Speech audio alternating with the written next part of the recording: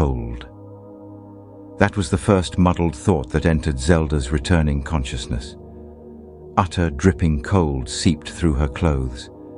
An alien, smothering sensation clung to her like a drenched second skin, unfamiliar and abrasive, dominating all other perceptions, drifting back from pitch oblivion. Gradually, other details filtered through the chill, demanding most of her feeble attention. The rasp of grit against her cheek, the foul metallic tang pooling under her tongue.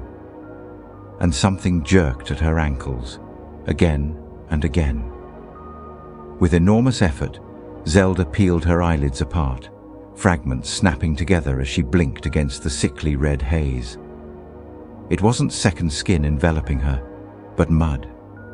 Each jerk and pull jolted her awake, while the cold embrace of the earth continued to seep through her clothes and cling to her skin. The blindfold over her eyes deprived Zelda of any view, leaving her in a world of darkness. She could hear faint echoes of trickling water in the distance, and her nose crinkled at the subtle scent of moss mingling with the humidity in the air. Gradually, awareness seeped in, accompanied by a sharp, throbbing pain in her head. It felt as if hot needles were pricking her temples, a relentless reminder of the impact that had left her disoriented. Alarm surged through her as she attempted to scream, but the rough gag against her mouth smothered any sound she could make. Breathing came in erratic gasps, each inhale and exhale jagged, as if her lungs were struggling to catch up with her racing heart. Her fingers, numbed by the cold, fumbled around the rough texture of the rope that bound her wrists together. Her hands and ankles securely bound, Zelda's struggles proved futile. Questions swirled in her mind, each one more urgent than the last. Who had struck her over the head? Where was she exactly? And what of Paya's fate? Was Paya okay? The weight of these unknowns pressed upon her. Zelda's thoughts raced to Link, her last beacon of hope.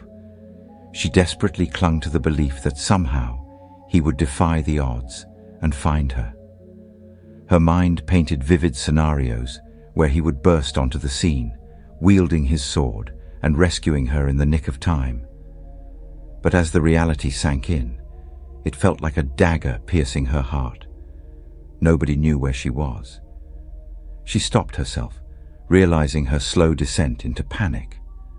Despite her dire situation, Zelda resolved not to succumb to despair. Captivity was not unfamiliar territory for her. She would fight, she would survive, and she would find a way back to the light, just as she'd always done.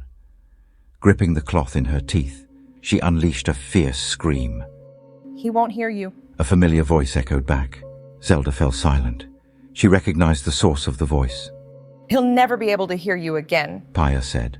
Zelda's eyes widened, her eyebrows furrowing together in a silent plea for answers. The unspoken question was etched on her face, a desperate yearning to understand. She longed to call out to Paya, to seek solace and reassurance in her voice. But all that escaped her throat was a stifled, muted cry. Without warning, Paya abruptly ceased dragging, callously releasing Zelda's body onto the unforgiving soil with a resounding thud. The impact reverberated through Zelda's body, sending a shockwave of pain. As if the universe itself conspired against her, a sudden onslaught of rain cracked the sky, heralding a tempest of lightning and thunder. Darkened clouds loomed overhead, releasing a torrential downpour that drenched the scene, intensifying the already harrowing atmosphere. Each droplet seemed to mirror Zelda's despair, as if nature itself wept for her. Zelda continued struggling to break free from her restraints. Her focus waned as fat, cold drops of rain pelted her. The rain fell hard and fast, and made a wall of water that soaked everything it touched. The rain drummed on leaves, soil, and creek, drowning out every other sound and saturating the air with nature's fury. Meanwhile, Zelda, already disoriented, lay drenched and trembling, utterly vulnerable to the onslaught. Raindrops continued to beat against her face as it absorbed her tears. The thunder rumbled overhead, its ferocity filling the air and drowning out every panicked breath. Her thoughts became a jumbled mess as she fought in the muck, desperate for escape. Zelda released a sigh of relief when Paya removed the blindfold. As her eyes adjusted to the light, she was shocked to find herself in a familiar place.